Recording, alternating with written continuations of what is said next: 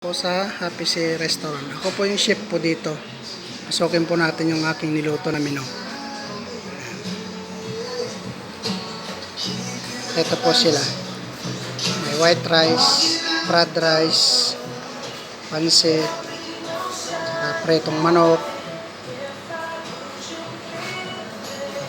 kalderetang baka, pinakbet, pinaksyo na tilapia, beef stick,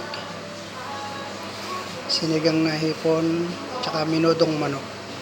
Dito lang po sa Happy Sea Restaurant, Alatar Mall. May mga dessert din po kami. Ito siya. Malinis po dito. Punta po kayo rito. Mura lang po mga pagkain dito sa Happy Sea Restaurant. Tanggap din po kami ng mga pang-birthday. Ayan. Yan po yung waitress po namin. Pakishare na lang po at follow ang aking video. Salamat.